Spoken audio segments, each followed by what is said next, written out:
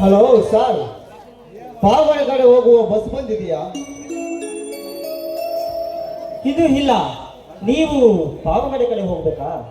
ಇಲ್ಲ ಸರ್, ಅದೇ ಮಾರ್ಗವಾಗಿ ಪರಶುರಾಂಪುರಕ್ಕೆ ಹೋಗಬೇಕು. ಓ, ನೀ ಪರಶುರಾಂಪುರಕ್ಕೆ ಹೋಗ್ಬೇಕಾ? ಹೌದು ಸರ್.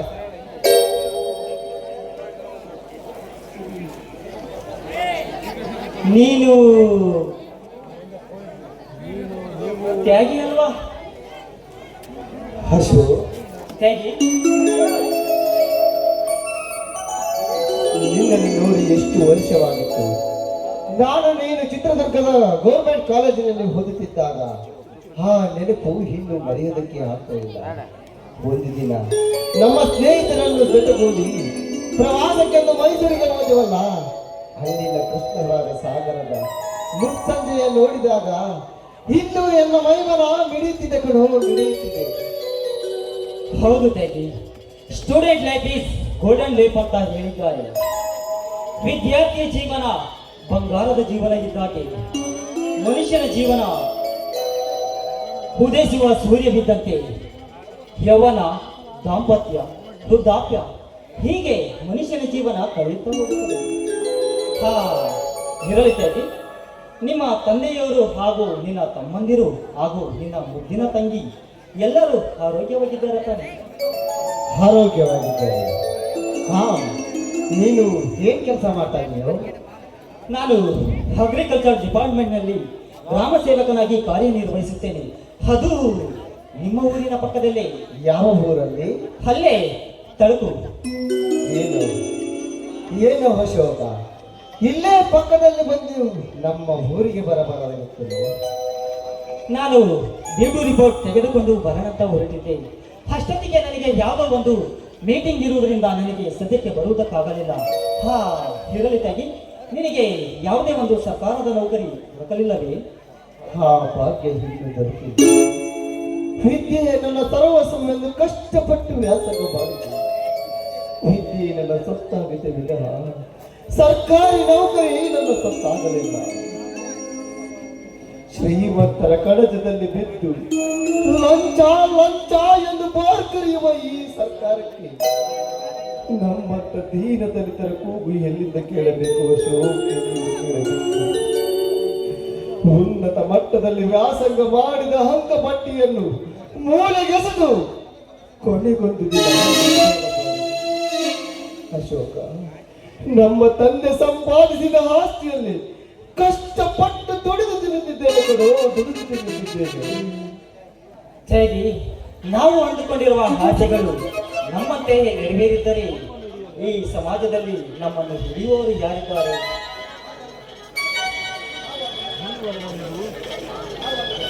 ನಾವು ಅಂದುಕೊಂಡಿರುವ ಆಸೆಗಳು ಕೇವಲ ಕಲ್ಪನಾತೀತ ಅಷ್ಟೇ. ಮನುಷ್ಯನ ಭಾವನೆಯಲ್ಲಿಯೂ ತನ್ನ ಭವಿಷ್ಯದ ಮನೆಯನ್ನು ಕಟ್ಟಿರುತ್ತಾನೆ.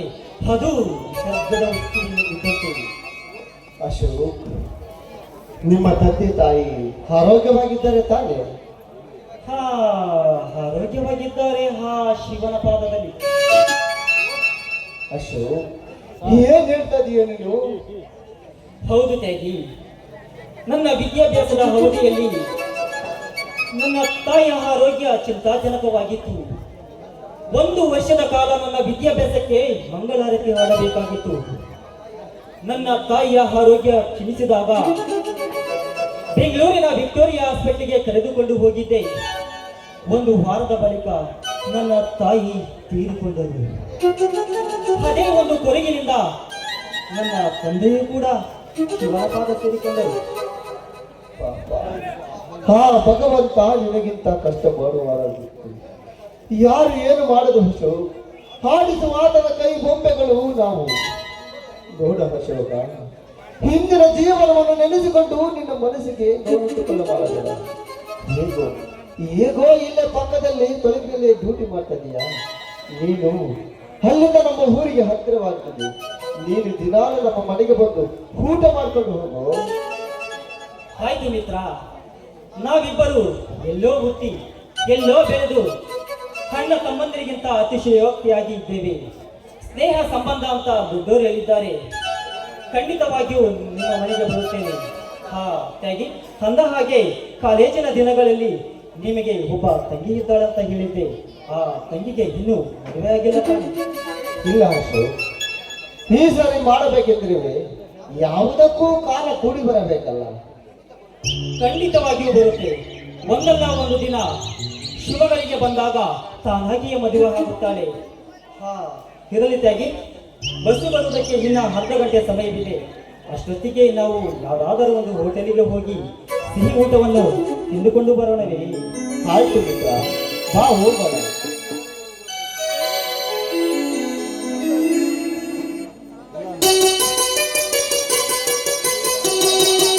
ಅಪ್ಪ,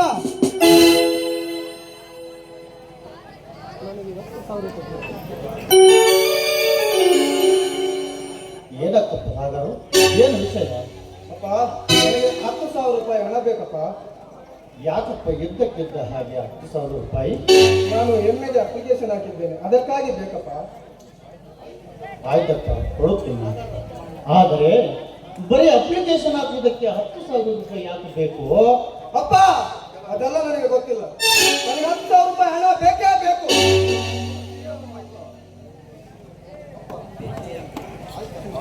ಆಯ್ತಪ್ಪ, ನಿಮ್ಮಣ್ಣ ಬರಲಿ, ನಿಮ್ಮಣ್ಣನನ್ನು ಕೇಳಿ ಕೊಡುತ್ತೇನೆ.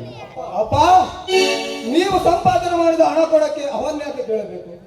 ಅದರಲ್ಲೂ ನಮ್ಮ ತಾತ ಸಂಪಾದನೆ ಮಾಡಿದ ಆಸ್ತಿಯಲ್ಲಿ ಕೂಡಿಟ್ಟ ಹಣ ಇನ್ನು ಭದ್ರವಾಗಿ ಇದೆ, ಅದರಲ್ಲಿ ಕೊಡಿ. ಸಂತೋಷ್, ನಮ್ಮ ಮನೆಯಲ್ಲಿ ನಮ್ಮದೇ ಆದಂತ ಘನತೆ, ಗೌರವ, ನೀತಿ ನಿಯಮ ಇದೆಂದು ನಿನಗೂ ಗೊತ್ತಿನ ವಿಷಯ.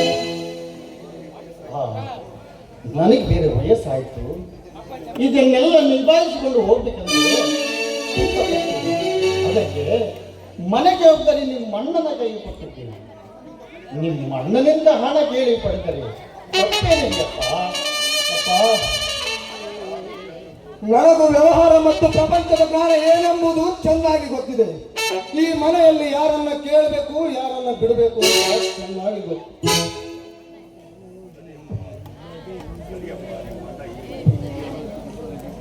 ಅಪ್ಪ, ನಿಮ್ಮಣ್ಣ ಈ ಮನೆಗೆ ಹಿರಿಯ ಮಗ, ಕಷ್ಟ ಸುಖವನ್ನು ಅರಿತವನು. ಅಂದರೆ ನಿಮ್ಮ ಮಾತಿನ ಅರ್ಥದಲ್ಲಿ ನಾವು ಪೋಲಿ ಪುಡಾರಿಗಳು ಅಂತಾನಾ? ನಾವು ಹಾಗೇನು ಹೇಳಲಿಲ್ಲಪ್ಪ. ಅಪ್ಪ, ನನಗೆ ಸುದ್ದಿ ಬಳಸಿ ಮಾತಾಡಿ ಅಭ್ಯಾಸವಿಲ್ಲ. ಇವಾಗ ನನಗೇನು ಹಣ ಕೊಡ್ತೀರೋ ಅಥವಾ ಇಲ್ವಾ ಅಷ್ಟು ಮಾತ್ರ ಹೇಳಿ. ಆಯ್ತಪ್ಪ, ಕೊಡುತ್ತೇನೆ.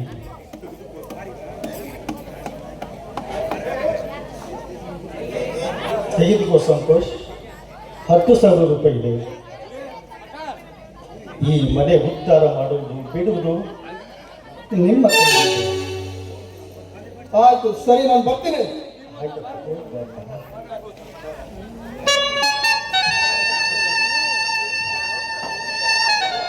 ಅಪ್ಪ, ಅಪ್ಪ, ಏನಪ್ಪ, ಏನಪ್ಪ ಸಾಗರ್, ಏನು ವಿಷಯ?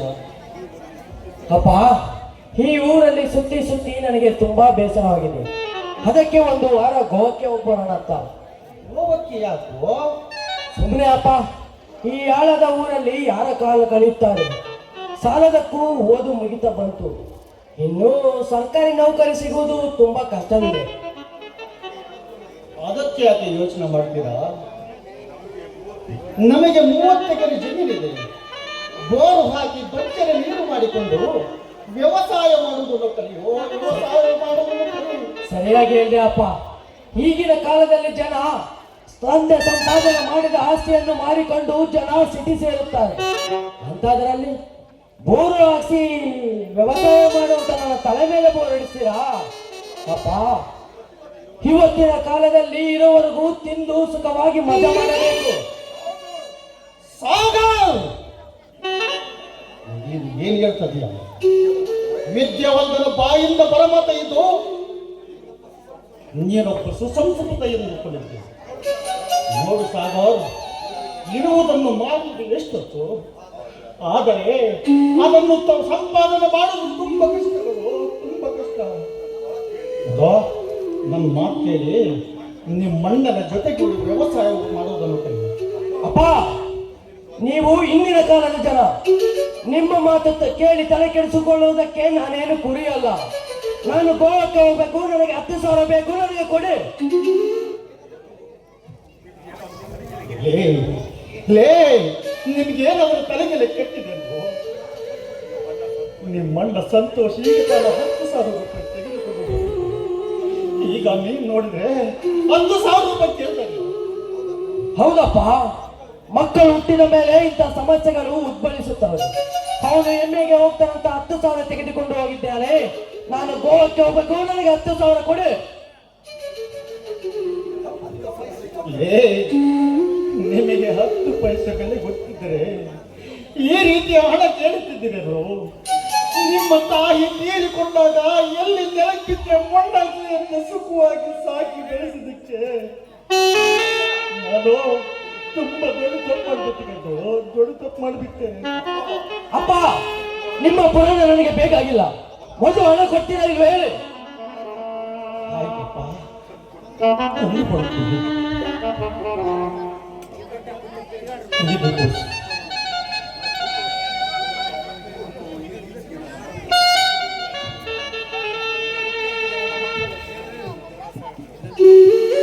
ಇತ್ತೀಚೆಗೆ ನನ್ನ ಮಕ್ಕಳ ವರ್ತನೆ ಬೇರೆಯಾಗಿಲ್ಲ. ಪರಮಾತ್ಮ ನಾನಂದುಕೊಂಡಿದ್ದು ಒಂದಾದರೆ ವಿಧಿ ಬರೆದಿದ್ದು ಮತ್ತೊಂದಾಯಿತು. ಈ ಮಕ್ಕಳು ಮುಂದೆ ಕೂಡಿ ಬಾಳುತ್ತಾರೆ, ಬೆಳೆಯುವ ಪೈರು ಮಳಿಗೆಯಲ್ಲ ಎಂಬಂತೆ ಈಗಲೇ ಇವರ ಪರಿಸ್ಥಿತಿ ಹೇಗಿದೆ ಅಂದರೆ ಮುಂದೆ ನನ್ನ ಮನೆ ಒಡೆಯುತ್ತದೆ ಎಂಬುದರಲ್ಲಿ ಸಂಶಯವಿಲ್ಲ.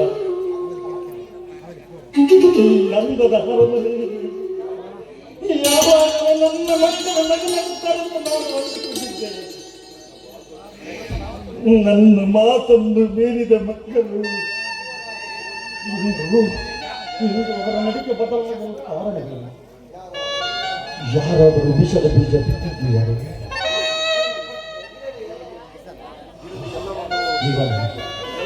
ಎಲ್ಲವನ್ನು ವಾಡಿಸುವವನು ಆ ದೇವರಿದ್ದಾನೆ. ಮುಂದೆ ಏನಾಗುತ್ತದೆಯೋ ಕಾದು ನೋಡಿ. ಭಗವಂತನೇ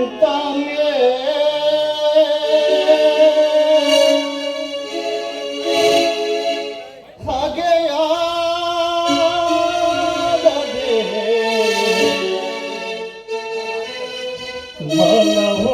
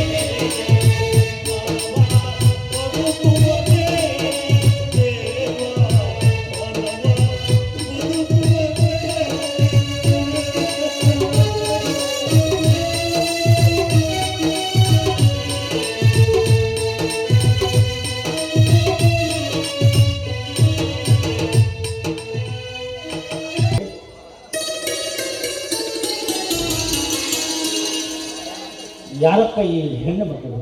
ಅಪ್ಪ, ಇವರ ಹೆಸರು ಜ್ಯೋತಿ ಅಂತ. ಈ ಊರಿಗೆ ಹೊಸದಾಗಿ ಬಂದಿರುವ ಶಾಲಾ ಶಿಕ್ಷಕಿ ಅಪ್ಪ. ನಮಸ್ಕಾರ ಸರ್. ನಮಸ್ಕಾರ.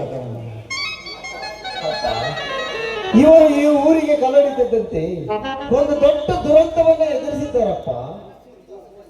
ಇಂತಹ ಸಮಸ್ಯೆಯಾದರೂ ಏನಪ್ಪ?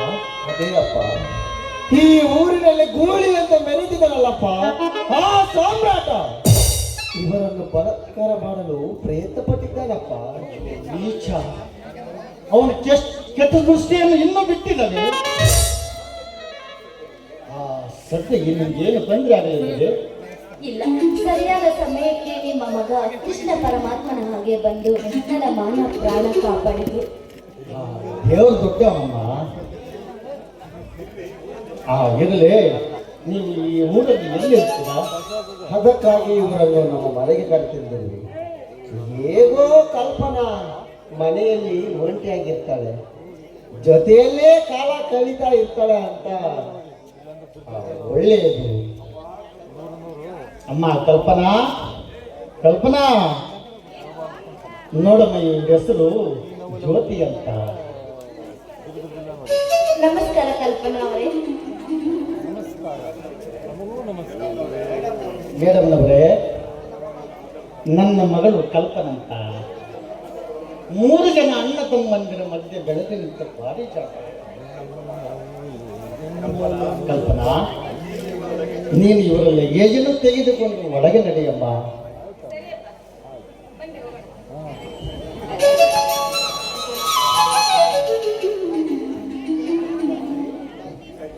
ತ್ಯಾಗಿ, ಇತ್ತೀಚೆಗೆ ನಿನ್ನ ತಮ್ಮಂದಿರ ಮಕ್ಕಳು ಹೇಗಿದೆಯಲ್ಲ? ಅಂತಹ ವಿಷಯವಾದರೂ ಏನಪ್ಪ? ಇಬ್ಬರು ತಲಾ 10,000 ರೂಪಾಯಿ ಕೇಳಿ ಪಡೆದುಕೊಂಡು ಹೋದರಪ್ಪ.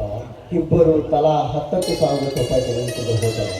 ಅಪ್ಪ, ನೀವು ಕೊಡುವಾಗ ಯಾಕೆ ಏನು ಅಂತ ಕೇಳಿ ಕೊಟ್ಟಿರಿ ತಾನೇ? ಹೌದಪ್ಪ, ಕೇಳಿದೆ. ಇಷ್ಟೊಂದು ಹಣ ನಿನ್ನೆ ಏಕೆ ಅಂತ ಕೇಳಿದಾಗ ನಾನು ಓದುವುದಕ್ಕೆ ಹೋಗ್ತೀನಿ ಅಂತ ಒಬ್ಬ, ಮತ್ತೊಬ್ಬ ಈ ಹಳ್ಳಿಯಲ್ಲಿ ಬೇಜಾರಾಗುತ್ತದೆ ನಾನು ಗೋವಾಕ್ಕೆ ಹೋಗ್ತೀನಿ ಅಂತ ಕೇಳಿ ಪಡೆದುಕೊಂಡು ಹೋದರಪ್ಪ. ಅಪ್ಪ, ಓದುವುದಕ್ಕೆ ತೆಗೆದುಕೊಂಡು ಹೋದರೆ ಹೋಗಲಿ, ಆದರೆ ಈ ಹಳ್ಳಿಯಲ್ಲಿ ಬೇಜಾರಾಗುತ್ತದೆ ತೆಗೆದುಕೊಂಡು ಹೋದರ? ಅಪ್ಪ, ಒಟ್ಟಿನಲ್ಲಿ ನನ್ನ ತಮ್ಮಂದಿರು ಚೆನ್ನಾಗಿ ಓದಿ ದೊಡ್ಡ ಡಾಕ್ಟರೇಟ್ ಪದವಿ ಪಡೆದುಕೊಂಡ್ರೆ ಅಷ್ಟೇ ಸಾಕು ಕಣಪ್ಪ. ಅಪ್ಪ, ನೀವು ಸಂಪಾದನೆ ಮಾಡಿದ ಸರ್ವಸ್ವವೆಲ್ಲ ಯಾರಿಗಾಗಿ ಅಪ್ಪ? ಅವರಿಗಾಗಿಯೇ ತಾನೇ. ಏನಪ್ಪ ತ್ಯಾಗಿ, ನೀನು ಅವರಂತೆ ಮಾತನಾಡುತ್ತಿರು. ನೋಡಪ್ಪ, ಮತ್ತಿನ್ನೇನಪ್ಪ, ವಯಸ್ಸಿಗೆ ಬಂದ ಮಕ್ಕಳು ಸ್ನೇಹಿತರ ಸಮಾನ ಅಂತ ಹಿರಿಯರು ಹೇಳಿದ್ದಾರೆ. ಒಂದು ವೇಳೆ ನಾವು ಅವರ ಮಾತಿಗೆ ವಿರುದ್ಧವಾಗಿ ನಡೆದುಕೊಂಡ್ರೆ ಇಬ್ಬರ ಮನಸ್ಸು ಬೇರೆ ಆಗ್ತದಪ್ಪ.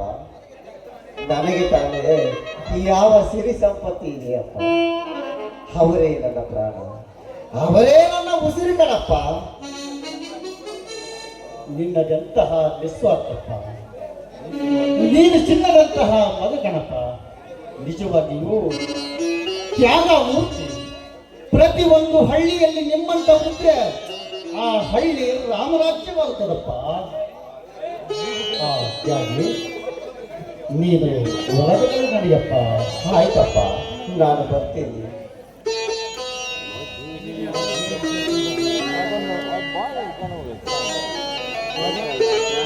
ಈ ಅಂದರ ಅರಮನೆಯಲ್ಲಿ ನನ್ನ ಮಕ್ಕಳು ಅಡ್ಡದಾರಿ ಇರುವುದು ಆ ಸಾಮ್ರಾಟ್ ಏಕಿರಬಾರದು. ಅವರ ತಂದೆಯನ್ನು ನಾನು ಜೈಲಿಗೆ ಇರಿಸಿಕೊಟ್ಟಿದ್ದಕ್ಕೆ ನಮ್ಮ ಮನೆತನದ ಮೇಲೆ ವಿಷ ಹಾರುತ್ತಿದ್ದಂತೆ ಕಾಣುತ್ತೆ. ಇರಲಿ, ಯಾವುದಕ್ಕೂ ಪರಿಶೀಲಿಸುವುದು ಒಳ್ಳೆಯದು.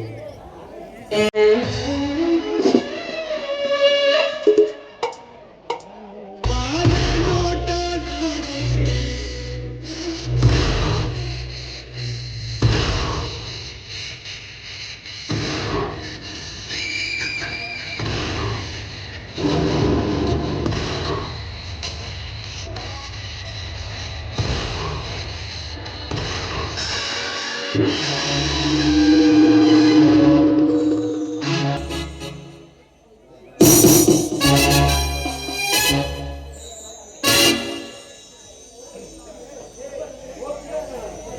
ತ್ಯಾಗಿ,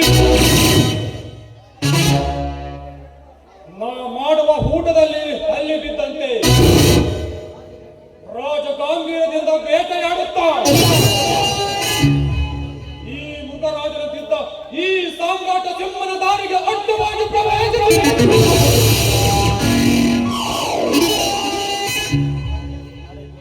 ಈ ನರಕೇಸರಿಯ ಕ್ರೋಧಕ್ಕೆ ಗುರಿಯಾಗಿರುವ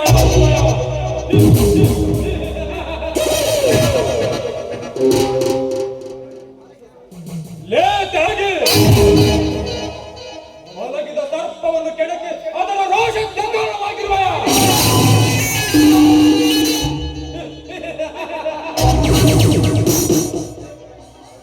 ನೀನು ಶಂಕರಪ್ಪನಿಗೆ ಮಗನಾಗಿರಬಹುದು. ಆದರೆ ಸಂತೋಷ ಮತ್ತು ಸಾಗರನಿಗೆ ಒಡಹುಟ್ಟಿದ ಅಣ್ಣನವರೆಂದು ನಾನೆಂದೂ ಮಲ್ಲಕಡಲಿಲ್ಲ.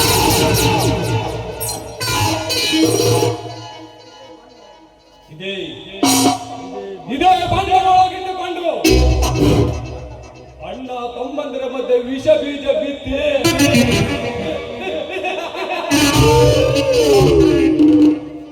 ಸಂಶಯ ಬರುವಂತೆ ಮಾಡಿ ಅವರ ಕೈಯಿಂದಲೇ ನಿನ್ನ ಬುದ್ಧಿಗೆ ಕೈ ಹಾಕಿ ಈ ತುಂಬಿದ ಮನೆಯಿಂದ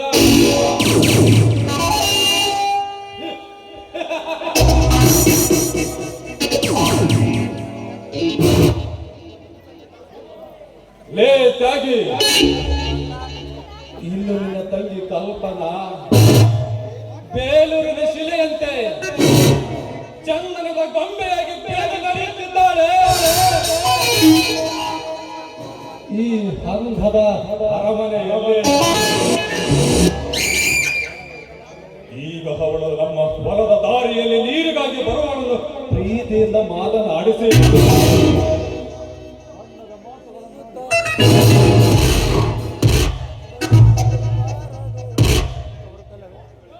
ಪ್ರೀತಿಯ ಮಾತುಗಳನ್ನು ನಂಬಿಸಿ ಅವಳ ಶೀಲವನ್ನು ಸೋರೆಗೊಂಡು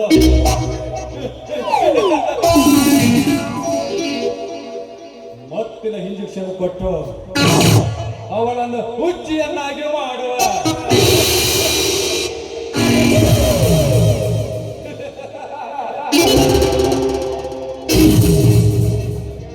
ಅದೇ ದಾರಿಯಲ್ಲಿ ಹುಚ್ಚಿಯಂತ ಮರೆತಿರುವ ತಂಗಿಯನ್ನು ತಪ್ಪಿಕೊಂಡು ಸಂತೈಸುತ್ತಿರುವಾಗ ಅವರಿಬ್ಬರ ಫೋಟೋ ತೆಗೆದು ಆ ಫೋಟೋಗಳನ್ನು ಸಂತೋಷ್ ಮತ್ತು ಸಾಗರಿಗೆ ತೋರಿಸಿ ಅನುಮಾನದ ಜಾಲೆಯನ್ನೇ ಉರಿದೇರಿಸುವಂತೆ ಮಾಡಿ ಬಲಿ ಕೊಡುವೆ ತ್ಯಾಗಿಯನ್ನ.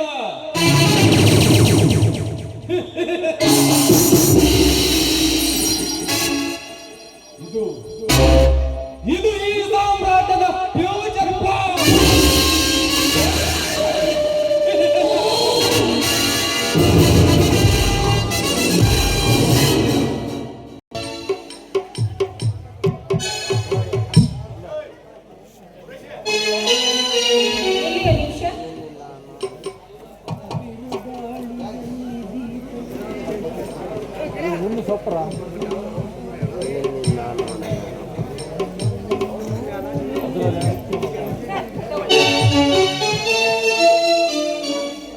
Thank you.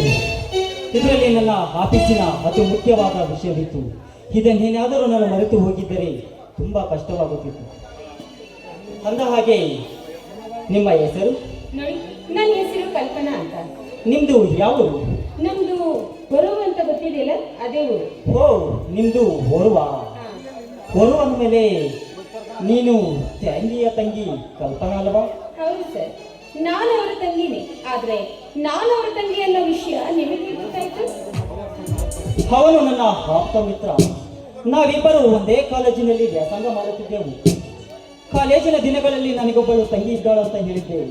ಅವನು ನೀವೇ ಇರಬಹುದಂತೂ ಹೇಳಿದೆ. ಹೌದು ಸರ್, ನಾನು ಅವರ ತಂಗಿನಿ. ಅಂದ ಹಾಗೆ ತಾವೇನ್ ಕೆಲಸ ಮಾಡ್ತಾ ಇದ್ದೀರಾ? ನಾವು ಅಗ್ರಿಕಲ್ಚರ್ ಡಿಪಾರ್ಟ್ಮೆಂಟ್ ನಲ್ಲಿ ಗ್ರಾಮ ಸೇವಕನಾಗಿ ಕಾರ್ಯನಿರ್ವಹಿಸುತ್ತೇನೆ. ಹಾಗಾದ್ರೆ ತಮ್ಮ ಹೆಸರು? ನನ್ನ ಹೆಸರು ಅಶೋಕ್. ಹಾ ಕಲ್ಪನಾ, ನೀವಿಲ್ಲಿರಲು ಕಾರಣ? ಇದು ನನ್ನ ಸ್ನೇಹಿತೆಯ ಹುಟ್ಟಿದಬ್ಬ ಇತ್ತು, ಅದಕ್ಕೋಸ್ಕರ ಬಂದೆ. ವಾಪಸ್ ಊರಿಗೆ ಹೋಗೋಣ ಅಂದ್ರೆ ಇಷ್ಟೊತ್ತಾದ್ರೂ ಒಂದು ಬಸ್ಸೇ ಬರಲಿಲ್ಲ. ನೀವು ನಿಮ್ಮನ್ನು ಆಕಸ್ಮಿಕ ಭೇಟಿಯಾಗಿದ್ದು ನನಗೆ ತುಂಬಾ ಸಂತೋಷ. ಹಾ ಇರಲಿ, ಕಾಫಿ ಕುಡಿಯೋಣ. ಅಯ್ಯೋ ಬೇಡ ಸರ್, ಇದೀಗ ತಾನೆ ನಾನು ನನ್ನ ಗೆಳತಿಯ ಮನೆಯಲ್ಲಿ ಊಟ ಮುಗಿಸ್ಕೊಂಡು ಬಂದಿದ್ದೇನೆ.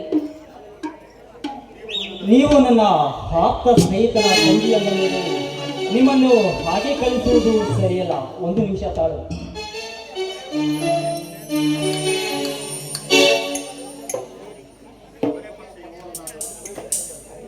ಕೊನೆ ಪಕ್ಷ ಈ ಹೂವನ್ನಾದರೂ ಮುರಿದುಕೊಂಡು ಹೋಗಬಹುದಲ್ಲ? ಆಯ್ತು, ಖಂಡಿತವಾಗಿ. ನೋಡಿ, ಆದ್ರೂ ಕೂಡ ನೀವು ಒಂದು ಸರಿಯಾದರೂ ನಮ್ಮ ಊರಿಗೆ ಬರಲೇಬೇಕು. ಖಂಡಿತವಾಗ್ಲೂ ಬರುತ್ತೇನೆ. ಹಾಗೆ ನಿಮ್ಮ ಅಣ್ಣನವರಿಗೆ ಕೇಳಿದೆ ಎಂದು ಹೇಳಿ. ಹಾಗೆ ನೋಡಿ, ಬಸ್ಸಿನ ಶಬ್ದ ಆಗ್ತಾ ಇದೆ. ಬಸ್ ಬಂತು ಅಂತ ಕಾಣುತ್ತೆ. ನಾನಿನ್ನ ಬರ್ತೀನಿ.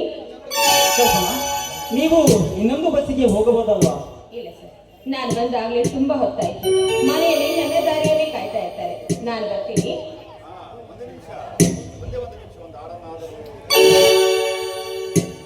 ಛೇ, ಈ ಹಾಳಾದ ಬಸ್ಸು ತಡವಾಗಿ ಬಂದಿದ್ದರೆ ಏನಾಗಿತ್ತು? ಕಲ್ಪನಾಳ ಹತ್ತಿರ ಇನ್ನೊಂದು ಸ್ವಲ್ಪ ಮಾತನಾಡಬಹುದಾಗಿತ್ತು.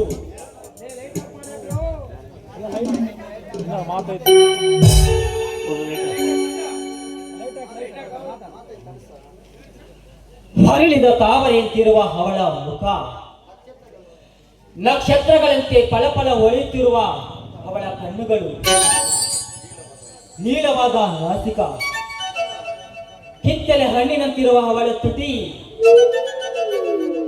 ಹವಳದಂತಿರುವ ಅವಳ ಹಲ್ಲುಗಳು, ಎರಡು ಬೆಟ್ಟಗಳ ನಡುವೆ ಸೀಳುದಾರಿಯಂತಿರುವ ಕೇಶರಾಶಿಯ ಬಳಿತಲೆ, ಬಿಲ್ಲಿನಂತಿರುವ ಅವಳ ನಡುವು,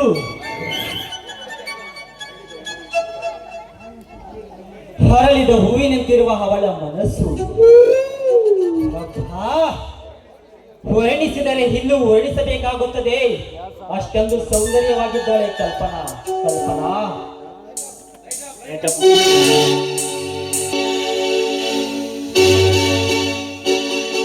ಇಲ್ಲಿ ನಾನೋಡಲಿ